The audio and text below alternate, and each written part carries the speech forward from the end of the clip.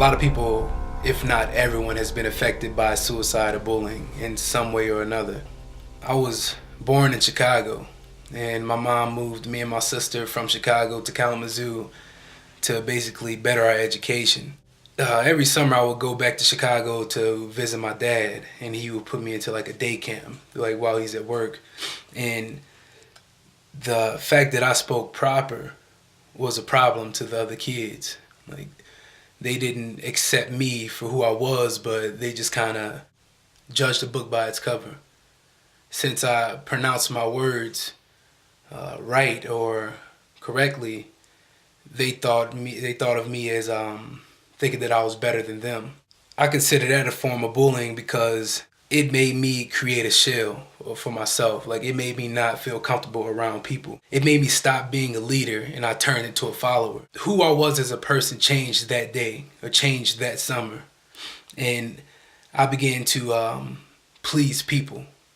And that was the first problem. Like, right there is like, when you please people, like, who are you living for? You're living for them and not you.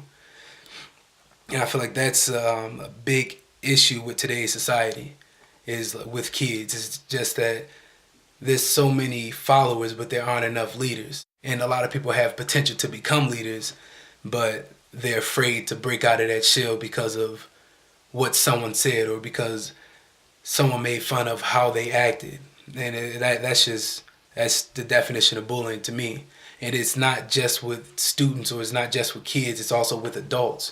There's so many adults that have the potential to be great, but they let the words of another person bring them down. A great example is when a fisherman goes out to catch crabs, he puts out a little cage, and he doesn't put a lock on the cage or a door. If one crab goes in, he locks the cage. But if there's two crabs, he doesn't need to lock the cage, because when that one crab tries to climb up that wall, the other one reaches up and he yanks him down. And when the other one does the same thing, the other crab yanks him down. So it's like, basically, why put a door on something when the people are bringing themselves down? It's so easy to bring other people down, and you don't even realize that you're doing it. The question is, what are you going to do to change it? Like, or what am I going to do to change that? Like, who's going to stand up and be that change? Who's going to stand up, break out of that shell, and say, I don't care what other people think about me. I don't care about how you feel about this situation, how you feel about what I'm doing.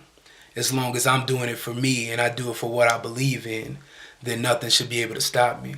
Individuals who are affected by bullying are 4 times more likely to attempt suicide. And that's sad, because think of life as a song.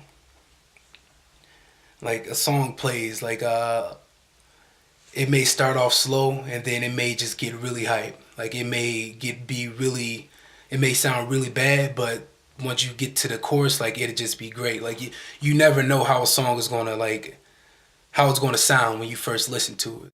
So, I mean, things may be rocky at first, but you don't know how they're gonna be in a year. Like, all problems are just for the time being. And it's sad that so many people end that song so early, and they don't know, like, what the chorus is going to be like, or they don't know what the ending is going to be like. How is that song going to end? It might be the most beautiful song that you ever heard, but you never gave it a chance. Just don't give up. Like, all problems are just for the time being. You don't know what tomorrow is going to look like. You can only see today.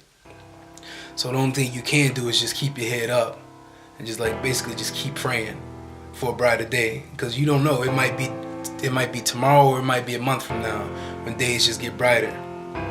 And when you give up, you basically just never give yourself a chance.